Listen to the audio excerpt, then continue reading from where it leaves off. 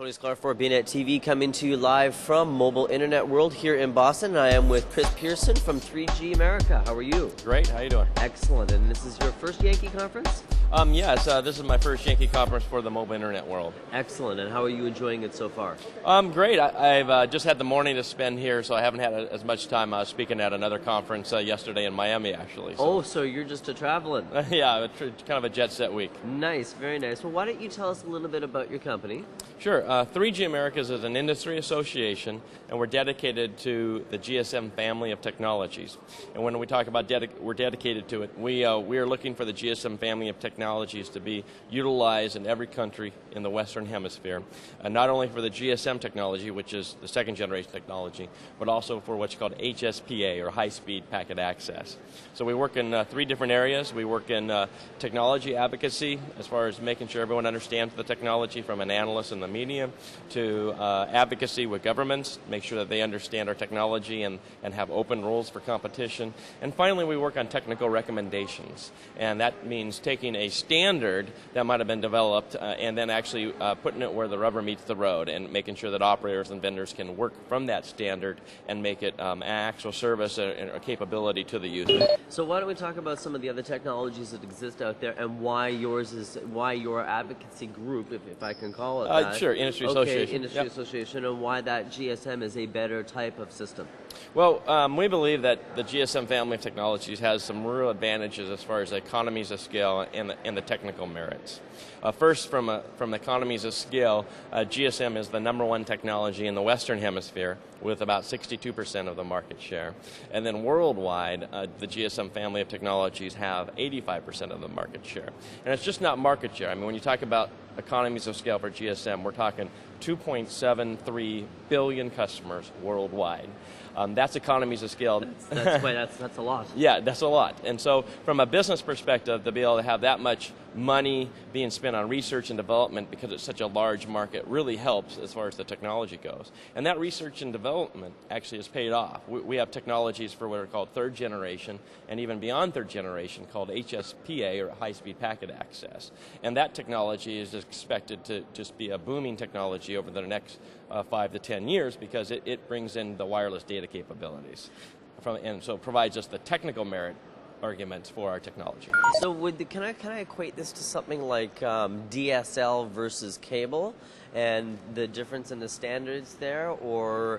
And the reason why I bring that up is because I think our consumer, the regular user, might not understand what the difference is between a GSM or a CDMA or a WiMAX or what. Right. You know, there's a lot of these words that are being floated around, sure. and everybody knows that they're all high-speed throughput, but the fact that still remains is that we have a GPRS signal here, and it's not as fast as it should be, because I'm not able to get my true experience that I want to get on my handset. Right. And I know that when I go to Europe, I can get it a lot faster. When, how, where, why, and what do I do? Well, actually, for one thing, it is available here in North America, the high-speed packet access. Right now, we have it available, what's called high-speed HSDPA, or high-speed downlink packet access, is available from Rogers in Canada, and also from AT&T here in the United States. And that maximum throughput is going to be? 1 megabits per second in favorable conditions.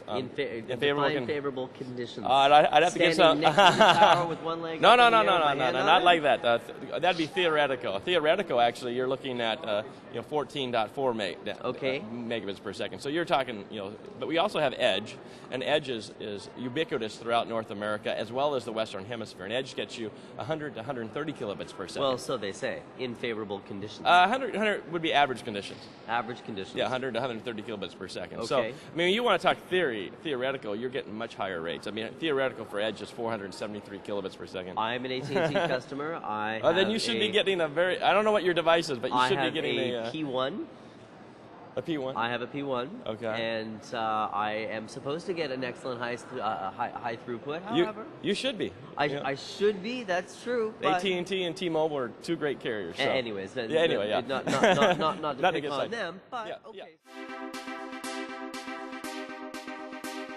So basically, they have high-speed packet. They have high-speed data throughput, and yes. as those conditions get faster, and as those conditions are more favorable for the consumer, we're going to start to see a lot more development platforms come to fruition for converged technologies that we're seeing here today at the conference, and that I think the whole industry is really pushing towards. Oh, certainly. I think that the opportunity for wireless is really limitless. I mean, you look at the opportunity as far as converged devices, converged applications, accessing information or the internet anywhere, anytime, on any device. So this is not just a dream. This is going to happen. This is reality. Yes. So how does the consumer, how does the little guy help you? How does the little guy help me? Well, I guess the thing would, what drives research and development? Well, what drives research and development is basically money and opportunity. So as the consumers become educated on the fact that they can get wireless data applications like whatever it might be, email, information on the internet, social networking, these types of things, and start to use these services more and more, it basically means there's more research and development, and there's more spending by operators with their vendor partners to get these networks out there. So, I mean, from a consumer standpoint, it would be basically go to your carrier, talk about wireless data applications, and sign up. Hit that support key on the web. Text into them, email them, say, hey, listen, I want this. Or basically vote with your money. I mean, start using the wireless data applications. I think you're going to find if you use wireless data applications that you find yourself much more connected to the world, wherever you are, at any time and anywhere. And I think this is something that is in a very beginning stages, tip of the iceberg. It is, that's very true. But we expect in the United States, there's been a recent study, that's not ours, but a recent study that showed that in the next purchase for consumers, that 45% of them are going to think about their mobile internet access. So it's pretty significant, I think, the growth figures in the next few years. Well, I really appreciate you taking the time to talk to us here today at the Mobile Internet World and the inaugural event for Yankee Group. And I hope we get the chance to do it again, maybe at the CTIA or 3GSM or maybe another Yankee Group. That'd be great. All Thank right. you for having me. I'm Tony Sklar for BNet TV, and I am here with Chris Pearson from 3G America.